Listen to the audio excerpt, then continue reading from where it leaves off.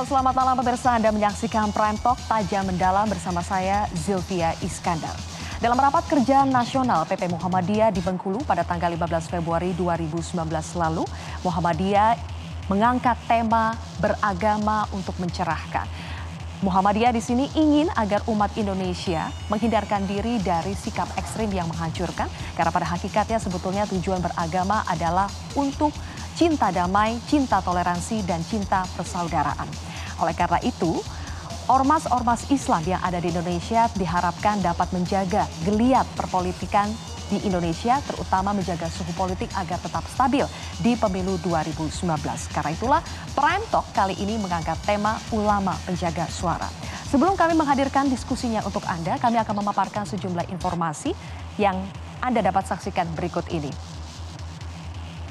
Pemirsa, di Indonesia ada dua organisasi masyarakat Islam terbesar di Indonesia, yaitu Nahdlatul Ulama dan Muhammadiyah.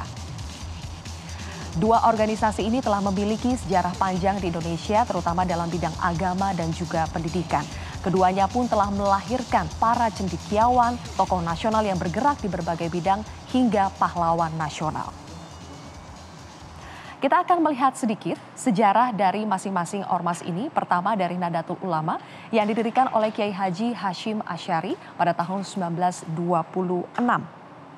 Dan Nahdlatul Ulama ini dikenal begitu mengakar di Jawa dan telah melahirkan tokoh-tokoh nasional yang menduduki jabatan-jabatan penting di pemerintahan maupun di partai politik. Sebut saja ada P3 dan PKB. Meski Rais Am PBNU Kiai Haji Ma'ruf Amin merupakan salah satu cawapres, namun PBNU menyatakan bahwa sikap PBNU di politik 2019 adalah netral dan membebaskan kadernya untuk memilih siapapun calon di Pilpres 2019. Sekarang kita akan lihat sejarah dari organisasi masyarakat Islam Muhammadiyah. Muhammadiyah ini didirikan oleh Kiai Haji Ahmad Dahlan pada tahun 1912 di Yogyakarta. Muhammadiyah juga memiliki banyak kader yang tersebar di berbagai wilayah dan juga kader-kader ini memiliki peran yang strategis terutama di bidang politik. Mereka misalnya kader-kader Muhammadiyah ini menaungi beberapa partai politik, sebut saja ada PAN, Perindo, dan juga PSI. Meski ada kader maupun tokoh dari Muhammadiyah yang terlibat dalam tim pemenangan paslon 01 dan 02, namun Muhammadiyah menyatakan sama seperti PBNU bahwa sikap politik mereka di 2019 adalah netral. Bahkan Muhammadiyah menyatakan justru ingin menjaga jarak dengan partai politik di 2019. Sekarang kita akan lihat bagaimanakah suara dari para kader NU dan Muhammadiyah terhadap paslon 01 dan 02. Lembaga survei LSI DNIJA melakukan survei pada periode 5 hingga 12 Desember 2018. Dari 41,3% pemilih Nahdlatul Ulama dan juga 6,3% pemilih Muhammadiyah, mayoritas menyatakan mendukung pasangan Joko Widodo dan Ma'ruf Amin. Nah pemirsa, kami akan mengulas bagaimana sebetulnya peran dari masing-masing organisasi masyarakat Islam terbesar di Indonesia ini dalam menjaga agar suhu politik di Indonesia dapat stabil dan pemilu 2019 dapat berlangsung dengan aman dan damai. Sudah kami hadirkan sejumlah narasumber di studio. Saya perkenalkan, yang pertama adalah peneliti LSI DNIJA, Ikrama Masloman, kemudian cendekiawan Muslim Profesor Komarudin Hidayat, dan juga Sekretaris Umum PP Muhammadiyah Abdul Muti. Assalamualaikum, selamat malam Bapak-Bapak.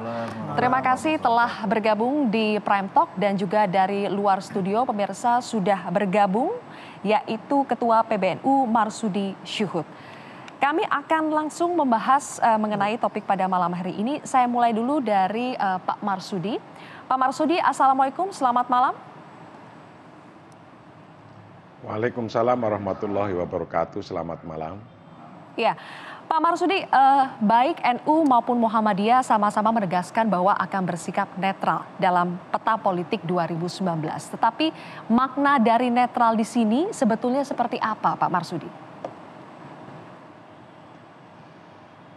Bahwa masyarakat atau mayoritas anggota Nahdlatul Ulama itu tidak lain adalah bagaimana sebagaimana kebiasaan dan menjadi kultur budayanya beliau-beliau atau mereka-mereka orang NU, itu ya mereka akan mengikuti pada para kiai-kiai yang sudah membimbing dari hidupnya sampai membimbing sampai matinya. Bimbing sampai dari hidup sampai matinya. Maka biasanya mereka itu di daerah-daerah atau bahkan di desa-desa itu sudah mempunyai pilihan-pilihan tersendiri karena beliau-beliau atau mereka-mereka itu sudah setiap saat ketemu dengan kiai-kiainya, diskusi dengan kiai-kiainya. Maka kalau kiainya itu ibaratnya sudah sholat itu iqomah, maka tinggal Allahu Akbar ya tinggal makmumnya ikut baris, begitulah kira-kira. Berarti artinya untuk kader ini sebetulnya dibebaskan untuk memilih paslon yang mana. Tetapi kalau sikap kelembagaan dari NU di sini ditegaskan bahwa akan bersikap netral. Nah, netralnya ini sejauh mana atau konkretnya seperti apa, Pak Marsudi? Organisasi NU, PBNU dari pusat sampai ranting, NU pusat sampai ranting ini kan bukan partai politik. Karena bukan partai politik, ngurusinya adalah ngurusi keagamaan, sosial, dan mengurusi masyarakat, ya itu aja kerjaannya. Kalau urusan politik secara praktis mereka mau memilih siapa, itu semuanya sudah ada pada pilihannya masing-masing. Dan itu biasanya adalah sudah saling koordinasi, saling tahu, saling memahami satu sama lain. Satu keluarga juga sudah paham, satu ranting sudah paham, satu MWC juga kiai-kiainya sudah memahami. Maka ya dipersilahkan kepada kiai-kiainya, dipersilahkan kepada individu-individu jamaahnya. Yang penting kalau dari kacamata pandangan agama kan yang penting cari yang terbaik, kan gitulah. Pak Marsudi, ini kan Rais Am PBNU Kiai Haji Ma'ruf Amin menjadi salah satu cawapres. Bagaimana pengaruhnya terhadap sikap politik NU dan kader-kadernya?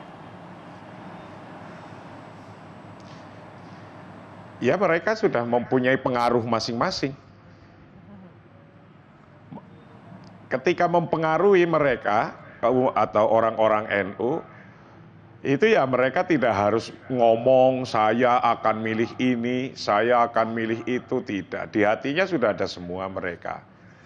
Nah ketika demikian besok itu bulan pilihan, April, ya tinggal milih saja insya Allah. Selamat. Baik, berarti oke, masing-masing sebetulnya sudah punya nama di kantong masing-masing ya. Pak Abdul Muti, Muhammadiyah ini kan secara kelembagaan menyatakan bahwa tidak berpolitik praktis, tetapi mendorong kader-kadernya berkiprah di politik praktis. Bagaimana memisahkan dua hal ini, Pak? Jadi harus dibedakan antara politik kebangsaan dengan politik kepartaian. Berpolitik itu tidak selalu harus melalui partai politik. Ketika kita berinteraksi dalam masalah-masalah kenegaraan, itu sesungguhnya juga berpolitik.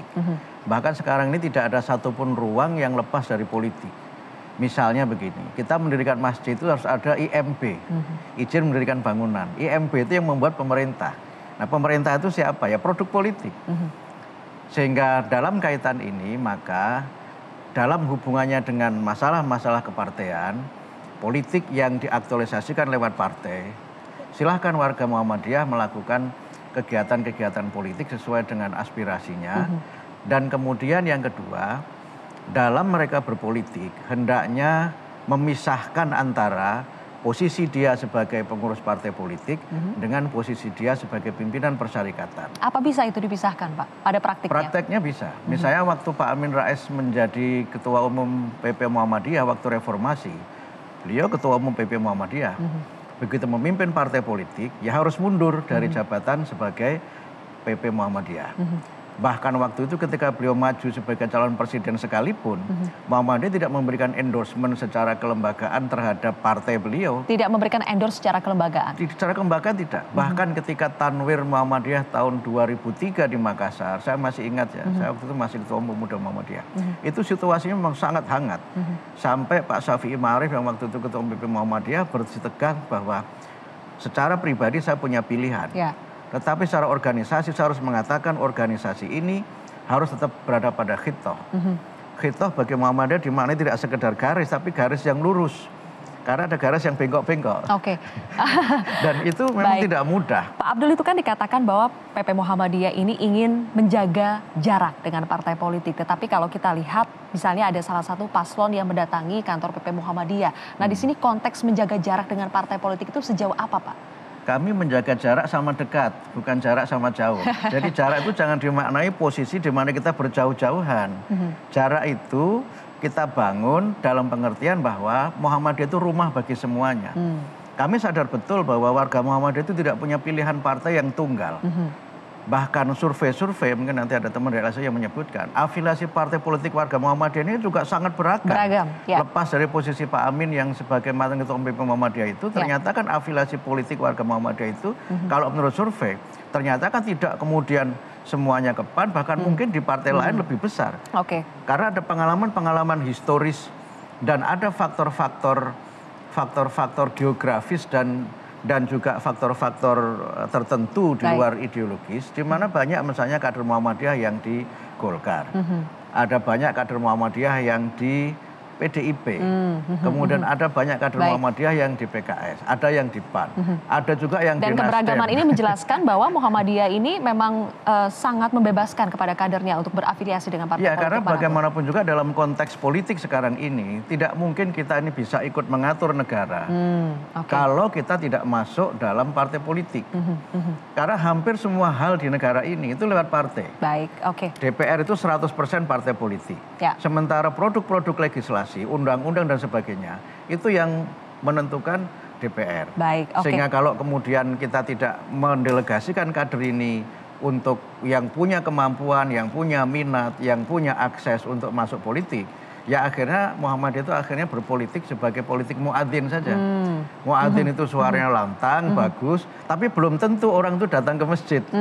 Tapi kalau kita punya kader yang di partai politik, mereka punya kewenangan-kewenangan konstitusional sebagai anggota legislatif, itu secara politik akan berbeda. Tadi Pak Abdul, Anda mengatakan bahwa mengedepankan politik kebangsaan, bukan politik kepartaian. Ini menarik, politik kebangsaan yang seperti apa, Prof. Komarudin, yang harus dikedepankan? Tapi kami akan bahas setelah jeda berikut ini, pemirsa.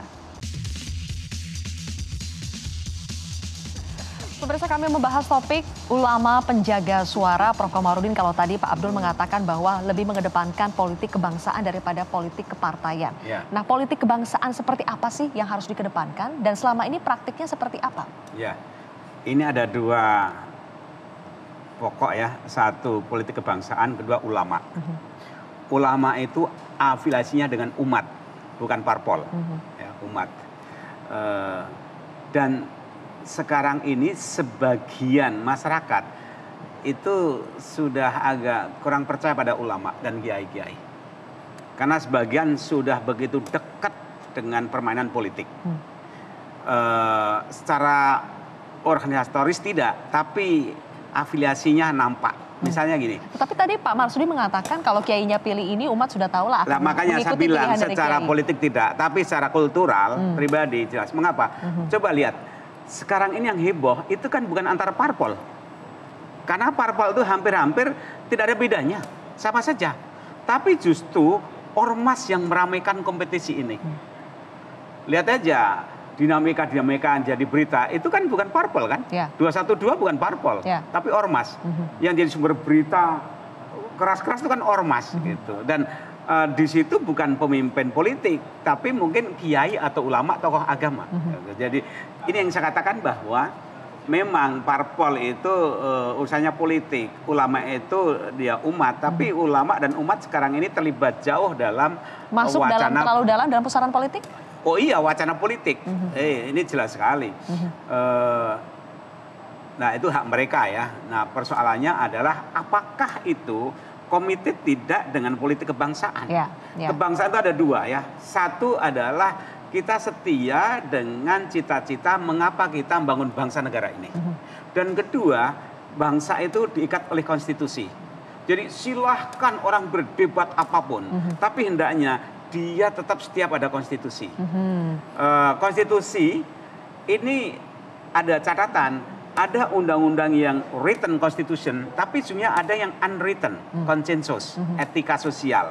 Jadi kita tidak bisa berpolitik mengandalkan konstitusi, karena konstitusi juga bisa ditafsir-tafsirkan tanpa sertai etika. Nah sekarang makanya bagaimana ulama, tokoh agama, gerakan agama tetap setia pada konstitusi, dan kedua menjaga etika dalam bermasyarakat bernegara, dan ketiga jangan dicampur adukkan antara keulamaan dan politisi sebagai movement. Ini nanti merugikan martabat nama ulama. Ya, Prof? Sebagian sudah. Nah, saya minta pendapatnya Pak Marsudi. Sekarang menurut Prof Komarudin sudah tercampur ini antara keulamaan dan politisi. Bagaimana NU melihat fenomena ini? Sudah ada wadahnya masing-masing di Indonesia. Bagi yang ulama ingin jadi politisi, ya tinggal masuk aja partai politik. Dan saya lihat juga banyak ustadz, kiai yang ikut di partai politik. Baik itu P3, PKB, PAN, PKS, PBB, atau partai-partai lainnya. PDIP pun banyak ustadz-ustadznya, ada juga kiainya. Begitu pula Golkar, itu juga demikian. Artinya apa?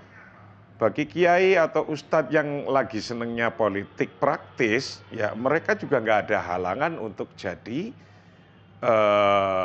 calon anggota legislatif atau bahkan pimpinan di partai itu sendiri. Oke, tapi bagaimana preferensi dan afiliasi politik ini tetap mengedepankan politik kebangsaan? Nah, yang tujuannya bagi NU itu sendiri misalnya, itu anggaran dasarnya di NU jelas. Kalau jadi pengurus itu sudah ada aturannya. Kalau mau jadi politisi ya silakan jadi politisi, jadi pengurus NU ada aturannya sendiri jadi pengurus NU. Bagi yang terpilih jadi ketua yang dipilih itu juga tidak bisa merangkap di partai politik atau dengan di NU misalnya. Yang semacam ini itu sudah jelas di dalam aturan organisasi. Namun bagi individu-individu, satu persatu, orang per orang, ketika mereka beliau-beliau ingin di partai, ya sudah melaksanakan sendiri-sendiri. Sudah ada yang di P3, ada yang di PKB, ada yang di Golkar, ada yang di PDIP, ada yang partai-partai lain. Nah yang demikian ini bagi ulama-ulama NU yang khusus NU yang tidak berpartai kesana kemari, inilah sesungguhnya fungsinya menjaga kestabilan bangsa ini yang beliau-beliau ini memang tidak mengikuti politik praktis. Maka dengan demikian banyak sekali kiai-kiai pondok pesantren yang tidak mengikuti politik praktis. Beliau-beliau yang ada di politik praktis siapa saja yang menjadi politisi juga pada datang minta pandangan, minta pendapat, sambil juga kalau sedikit banyak ngasih sedikit-sedikit pendapatan, begitu kira-kira. Oke. Baik, Prof Komarudin, kalau dikatakan sebetulnya Ormas ini memberikan kebebasan bagi para kiai ulamanya untuk terjun ke partai politik, tapi yang kita bahas adalah sebetulnya bagaimana supaya afiliasi dengan politik ini tetap bisa keulamaannya tetap terjaga. Menurut Anda bagaimana menjaga kedua hal ini? Gini ya, secara historis memang ulama itu ikut melahirkan membentuk negara ini. Jadi mereka awalnya itu ada keterpanggilan moral. Makanya di Indonesia ada kompromi, ada Pancasila, ada Departemen Agama, Pembinaan Agama. Itu fakta sejarah. Ya. Hanya saja persoalannya adalah bagaimana menata hubungan secara rasional, etis, fungsional antara gerakan keagamaan, keulamaan dengan politik. Negara membutuhkan ulama, ulama juga butuh negara. Yang perlu diatur itu adalah hubungannya. Kalau di negara barat sudah selesai. Agama urusan pribadi, negara politik sekuler. Kalau di Indonesia tercampur-campur. Indonesia ini kalau berhasil ini kontribusi teori praktek politik pada dunia. Tapi kalau tidak ini ngambang. Kadang-kadang ya muter-muter gitu yang terjadi. Karena itu maksudnya agama kerap dijadikan komoditas politik. Ya justru itu para ulama-ulama ormas seperti Muhammadiyah dan NU terutama ini supaya dijaga khitoh moral martabat ini dijaga. Sebab kalau tidak masyarakat itu sekarang ini kalau untuk kontestasi pilpres, pileg, DPD itu yang menangkan suara yang paling banyak. Dan untuk meraih yang paling banyak kan dengan uang dan pengaruh agama. Baik. Nanti ditanggapi Pak Abdul Putih bagaimana menjaga khitoh itu seperti apa. Tapi kita harus jeda terlebih dahulu pemirsa. Prime Talk akan kembali sesaat lagi. Ulama penjaga suara Pak Abdul Muti tadi disampaikan oleh Prof. Komarudin meminta agar ormas Islam ini bisa menjaga khitohnya. Selayaknya ulama tetap menjaga khitohnya meskipun sudah terafiliasi dengan partai politik tetapi tetap bisa mengedepankan keulamaan dan menjaga bangsa ini. Akan seperti apa strategi untuk menjaga khitoh ini? Ya, yang pertama saya kira peran-peran politik itu sekali lagi ya sebagian bisa lewat partai politik, sebagian tidak harus lewat partai politik. Selama ini Muhammadiyah melakukan 3 strategi politik kebangsaan itu. Yang pertama sebagai opinion maker. Kita mencoba menyampaikan gagasan-gagasan untuk memperbaiki, kemudian berkontribusi terhadap persoalan-persoalan kebangsaan dengan menyampaikan gagasan-gagasan melalui lembaga-lembaga yang punya kewenangan. Yang kedua itu political lobby. Kita menyampaikan komunikasi-komunikasi politik dengan partai-partai politik, dengan para pengambil kebijakan. Dan yang ketiga itu melakukan political pressure. Ya misalnya dalam beberapa hal Muhammadiyah melakukan judicial review beberapa produk undang-undang yang dianggap bertentangan dengan undang-undang dasar. Kemudian melakukan pernyataan yang memang di situ bernuansa kritik kepada penyelenggara negara. Yang kita kritik bukan individunya, tetapi bagaimana mereka menyelenggarakan negara. Sehingga konteksnya tetap dalam konteks kepentingan bangsa, kepentingan negara. Itu cara berpolitik Muhammadiyah. Dan itu yang sekarang ini kita kembangkan. Karena itu maka termasuk tadi punya dengan partai, kenapa kita ada warga yang ke partai. Itu bagian dari kita membangun komunikasi politik. Sebab mereka yang punya kewenangan menyusun undang-undang. Muhammadiyah tidak punya kewenangan itu. Tapi bagaimana mereka tetap bisa menjaga keulamaannya sambil berpartai itu seperti apa? Ya, saya kira begini, keulamaan itu kan yang pertama soal kepribadian, yang kedua adalah soal komitmen, dan kemudian yang ketiga itu soal integritas. Jadi banyak orang yang sesungguhnya dia itu di partai, tapi tetap bisa menjaga keulamaannya, menjaga marwahnya. Walaupun sekarang ada kesan bahwa politik itu kotor, politisi itu ya dengan segala citra negatifnya. Tapi saya kira tidak semuanya seperti itu. Masih banyak politisi yang dia punya integritas moral, kemudian bisa menjaga keulamaannya. Walaupun ada yang mengkritik. Banyak yang sebelum masuk Senayan itu hafal Quran. Begitu sudah di Senayan, semua hafalannya hilang. Tinggal ayat kursi yang masih. Baik, Mas Ikram, sampai survei terakhir, kemana sebetulnya suara dari kader NU dan Muhammadiyah ini berlabuh untuk Pilpres 2019? Ya, memang kalau kita lihat dari survei kami yang Desember, kita sempat memotret, memang pasca reuni 212 waktu itu ya, memang ada yang pergi, ada yang datang ya, di Pak Prabowo, begitu juga Pak Jokowi ya. Memang yang datang itu seperti apa, PA 212 itu meningkat di Pak Prabowo. Namun di ormas seperti Muhammadiyah dan NU memang terjadi penguatan. Sebelumnya Pak Jokowi 54 di NU, kemudian menjadi 56 pasca ini jarak 212. Berapa? Oh, pasca 212. Pasca sebelum 212. Dan sesudah. Nah, kemudian Muhammadiyah yang sebelumnya 40 menjadi 42 pasca 12. Justru ada peningkatan. Ada peningkatan di Pak Jokowi dan ada tren penurunan ya kalau di Pak Prabowo ya, yang sebelumnya 30 menjadi 28 di yang preferensinya Nahdlatul Ulama, dan 40 menjadi, maaf yang tadi 30 menjadi 28, kemudian di Muhammadiyah dari 40 menjadi 38. Jadi ada tren penurunan ya. Sebenarnya tren penurunan kalau kita lihat tidak hanya dari identitas pemilih Muslim ya, namun ada di pemilih minoritas ya. Kenapa ada penurunan juga itu ya? Bahwa pemilih melihat, menunggu ada program-program konkret real yang tidak hanya mengeksploitasi, mengkapitalisasi identitas agama ya.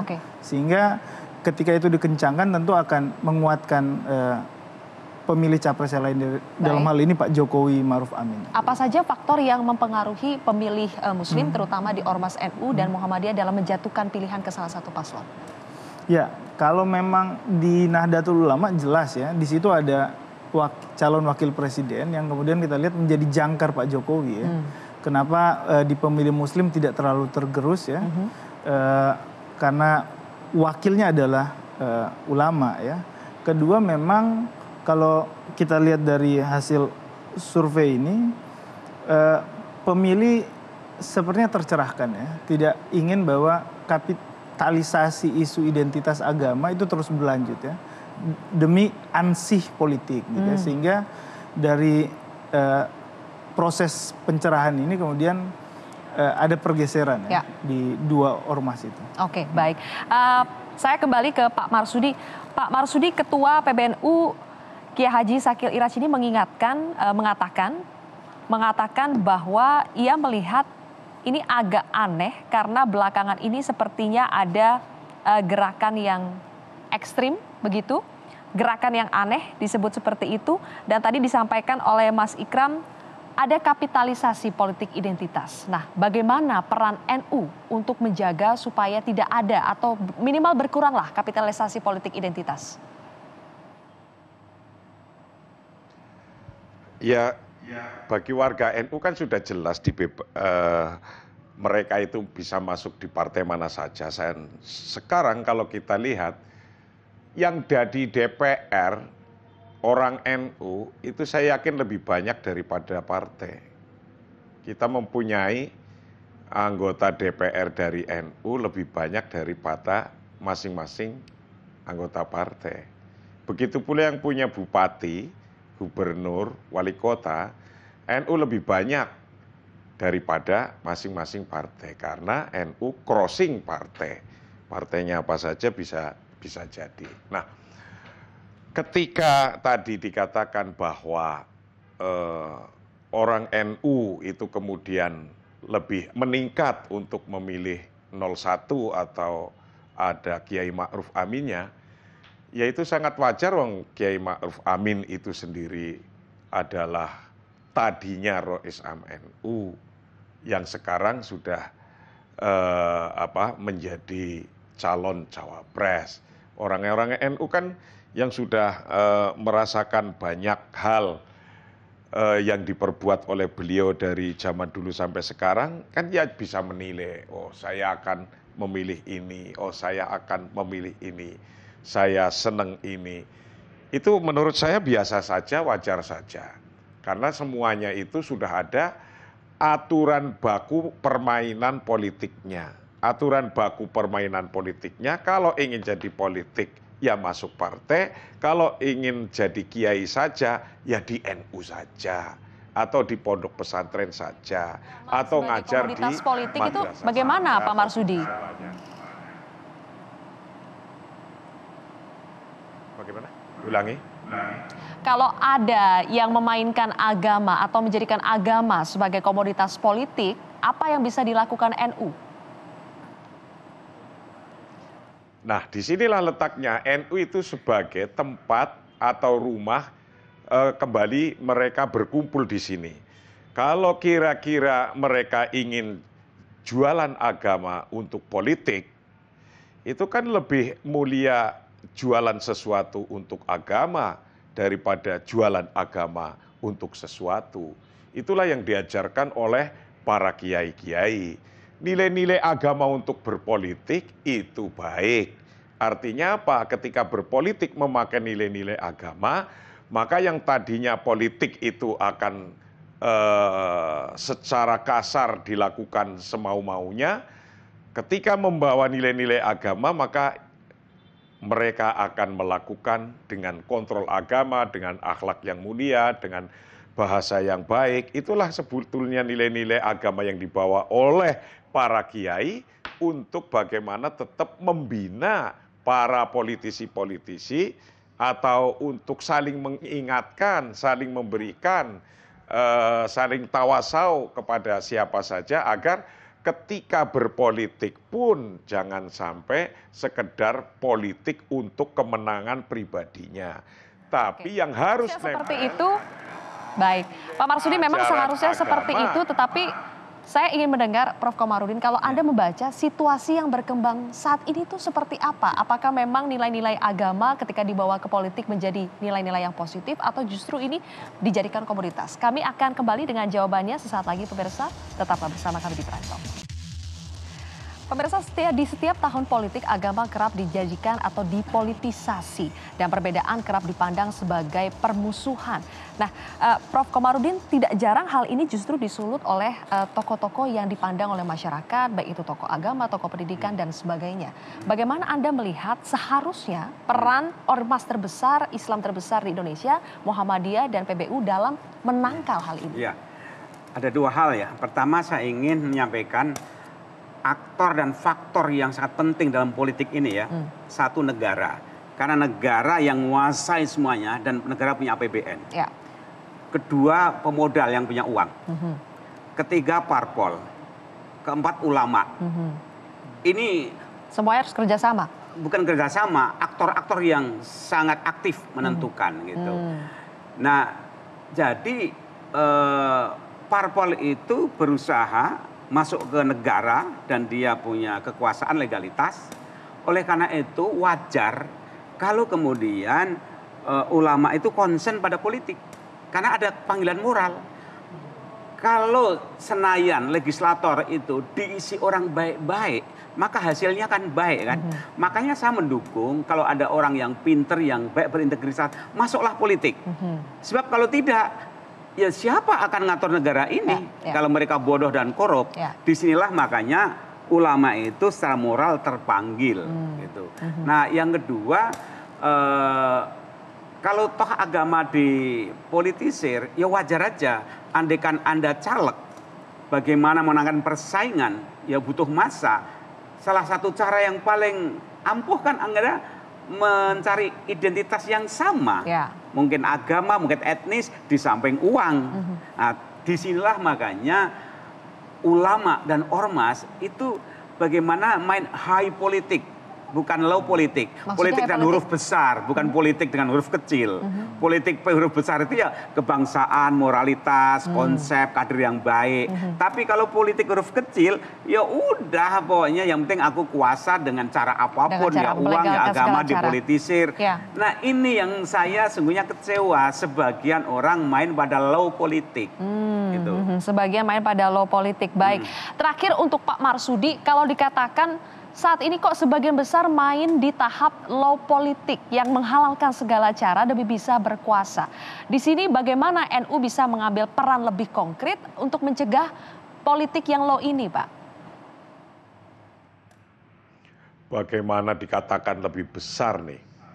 Pesantren di Indonesia ada sekitar 23.664. Tuh, pesantren. Artinya setiap pesantren punya kiai, punya ulama. Ribuan berarti pesantren kiainya. Sementara yang jadi DPR berapa sih anggota DPR? Jadi bisa dihitung begitu jelasnya bahwa sesungguhnya yang main politik ya ada sebagian. Yang jelas-jelas menjaga agama, khusus ngurusi pesantrennya, ngurusi NU-nya. Itu bagian yang sangat besar daripada yang jadi politik, karena kerja politik itu adalah sebagian daripada kehidupan. Sebagian toko lah gitu. Kalau itu banyak model toko macam-macam, ya salah satu tokonya itu toko politik gitu kira-kira. Tapi masih banyak toko-toko yang lain. Nah, dari situ aja sudah bisa dilihat dari pesantrennya ada 23.600 lebih, yang di DPR kan nggak ada 1.000. Tetapi apakah semuanya ini bisa satu suara bergerak untuk sama-sama menjaga supaya ranah politik ini tidak tercederai dengan hal-hal yang negatif? NU sudah mempunyai doktrin sendiri-sendiri, ajarannya sama, kitabnya sama, kemudian mabadiknya juga sama. Ketika menyangkut sudah adalah untuk kebangsaan, untuk persatuan dan kesatuan, untuk menjaga keutuhan bangsa, sudah mau NU dari ujung mana sampai ujung pojok mana, itu akan sama. Untuk menjaga sikap politiknya, garisnya itu sama ya. Baik, terima kasih Pak Marsudi Syuhud telah bergabung bersama kami, Ketua PBNU. Dan pemirsa, kami masih akan kembali melanjutkan. Saya juga ingin mendengar pandangan Muhammadiyah sesuai dengan tema kita, ulama penjaga suara. Seperti apa ulama akan menjaga suara ini dalam arti menjaga agar pemilu 2019 betul-betul bisa damai dan aman. Saat lagi pemirsa.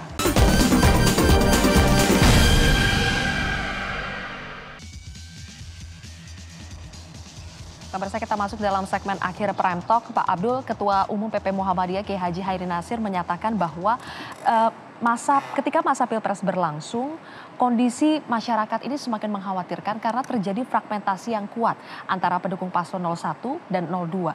Bagaimana peran Muhammadiyah untuk meminimalisir efek negatif dari fragmentasi yang kuat ini? Yang pertama, para ulama itu kan pemandu umat. Ulama itu memandu umat dengan ilmunya, yang kedua memandu umat dengan akhlaknya, dan kemudian yang ketiga memandu umat dengan langkah-langkahnya yang arif dan bijaksana. Karena itu maka Muhammadiyah ingin senantiasa berusaha bagaimana agar secara personal dan secara kelembagaan para ulama, para pemimpin yang ada di persyarikatan ini menunjukkan tiga hal itu. Memberikan jalan terang atau pencerahan agar umat ini lebih knowledgeable, lebih literate, lebih melek gitu terhadap berbagai persoalan ini. Kemudian yang kedua, kami berusaha bagaimana agar Muhammadiyah ini bisa menjadi rumah bagi semua warganya, apapun pilihan partai politiknya, siapapun pilihan presiden dan wakil presidennya. Tapi yang lebih penting lagi kami sampaikan bahwa Muhammadiyah ini bagian dari bangsa Indonesia. Karena itu maka Muhammadiyah ingin untuk senantiasa bisa berkomunikasi dengan siapapun, dengan institusi manapun untuk kepentingan bangsa dan negara. Memang ini tidak mudah, tetapi harus ada yang melakukan itu. Karena tadi Pak Komar menyampaikan bahwa pilar dalam kehidupan bangsa itu tidak hanya partai politik, walaupun partai politik sangat penting. Tetapi pilar itu adalah masyarakat madani atau civil society. Masyarakat sipil ini adalah kekuatan yang memiliki moral force, kekuatan moral dan kekuatan yang mengintegrasikan. Orang bisa berbeda karena partai, tapi begitu sampai kepada kepentingan kebangsaan, maka kepentingan partai itu bisa dinomorsekiankan di atas kepentingan bangsa. Dan kuncinya tadi Pak Komar juga menyampaikan bahwa sebagai sebuah gerakan yang konsisten dalam bidang kebangsaan, kita senantiasa konsisten dengan konstitusi. Karena itulah maka Muhammadiyah misalnya menegaskan negara Pancasila ini sebagai darul ahdi wa syahadah.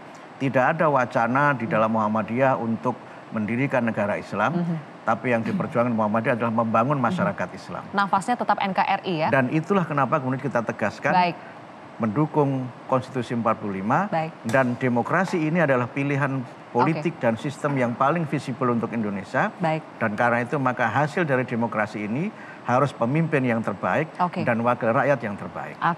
Terakhir kepada Mas Ikram, apa faktor yang bisa mempengaruhi pergeseran pemilih Muslim ke salah satu paslon? Apakah misalnya debat juga ikut mempengaruhi atau faktor apa yang lebih akan mempengaruhi? Saya pikir semua faktor ya, termasuk gagasan, nilai yang kemudian dibawa oleh pasangan calon itu menggambarkan atau bisa menarik pemilih Muslim. Kedua adalah misalnya kalau kita lihat pasca 212 ada wacana NKRI bersyariah itu ya. Saya pikir pemilih ini sesuai dengan survei kami 82% sudah firm terhadap NKRI dengan Pancasila ya. Artinya soal ideologi tentu sudah selesai, tidak boleh lagi menjual kapitalisasi identitas agama. Kedua adalah mungkin yang mempengaruhi adalah endorsement dari tokoh-tokoh agama ya. Namun kalau kita lihat tokoh-tokoh agama yang hari ini itu menjaga keutuhan. Misalnya ada Pak Profesor Komarudin Dayat, kemudian Ustadz Abdul Somad, Ustadz Arifin Ilham dan lainnya, semua juga menjaga ini agar jamaah atau umat tidak terpecah karena orientasi politik semata. Terima kasih Mas Ikram atas analisanya, Prof. Komarudin dan juga Pak Abdul Mukti telah bergabung bersama kami. Pemirsa, demikianlah Prime Talk kali ini. Saya Zilvia Iskandar pamit undur diri. Terima kasih. Sampai jumpa.